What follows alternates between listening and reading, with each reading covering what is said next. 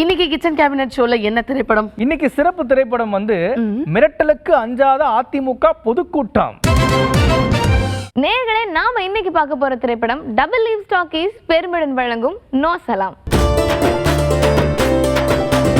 டெல்லிக்கு போற வண்டியில இடம் பிடிக்க நடக்கிற போட்டியில தனியா ஒரு வண்டியை ரெடி பண்ணும் தேசிய கட்சியின் கதையை ஒரு படமா எடுத்திருக்கிறாரு இயக்குனர் எதற்கும் துணிந்தவர்.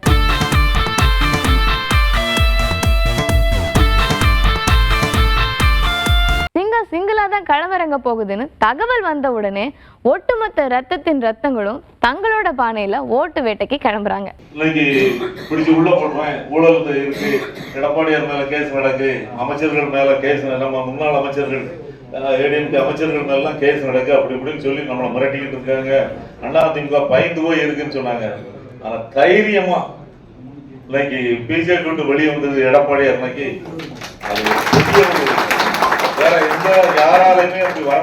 தலைவர் எவ்வளவு துணிவா இருந்தாலும் பல முனையில இருந்தும் நெருக்கடி வருதுன்னு முன்னாள் அமைச்சர் நாயகி எடுத்து சொல்றாங்க. நம்ம கட்சியை விட்டு போனவங்க மிரட்டுறாங்க, கூட்டணிக்கு வரலைன்னா விலை கொடுக்க வேண்டும் என்று சொல்றாங்க. ஆனா நம்முடைய பொதுச் செயலாளர் எதற்கும் நாங்க அச்சப்படல. எங்களுடைய பார்வை நேர்கொண்ட பார்வை, நிலையான பார்வை.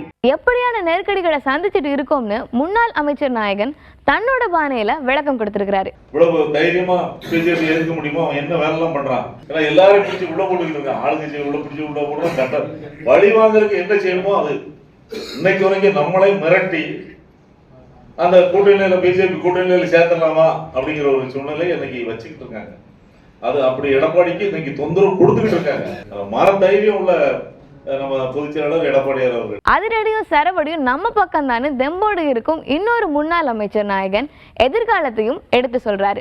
நீங்க 40 லட்சம் ஓட்டு தேர்தல் ஜெயிச்சு ஆட்சி பிடிக்கல, 1,96,000 ஓட்டுல தான் நாங்க எல்லாரும் ஏன் தோத்துருக்கோம். நீ ஆட்சி பிடிச்சிருக்கீங்க.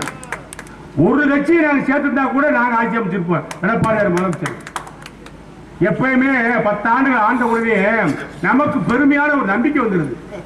போதும் இந்த கூட்டணி அப்படின்னு நினைச்சிட்டோம், அவ்வளவுதான். இல்லைன்னா இத்தனை ஒரு சட்டமன்ற உறுப்பினர் அமைச்சர்லாம் எல்லாம் வந்திருப்போம்.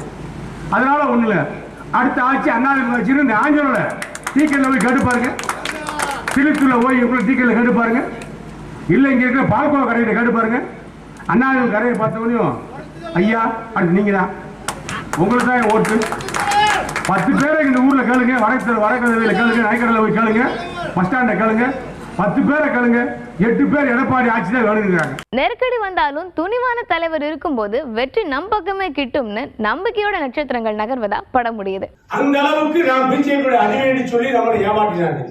அதிமுகவை பொறுத்தமட்டில் மத்தியிலே வலுவான அரசு வரட்டும், ஆனால் மாநிலத்திலே சுயமான அரசு இருக்க வேண்டும். எடப்பாடியார் சொன்னார், அதிமுக தலைமையிலே மிகப்பெரிய பிரமாண்டமான கூட்டணி, லெகால் கூட்டணி அமையும் என்று சொன்னார். அதற்குரிய வாசம், அதற்குரிய கதவுகள், அதற்குரிய சூழ்நிலைகள் நேரத்திலிருந்து வந்து கொண்டிருக்கிறது. மொத்தத்துல நோ சலாம் அண்ணனோட கெத்து. பார்லிமெண்ட்லயும் 40 பிடிக்க வேண்டும். பார்லிமெண்ட் அதிமுக வைத்ததுதான் சட்டம், எடப்பாடியார் சொன்னதுதான் வேதம்.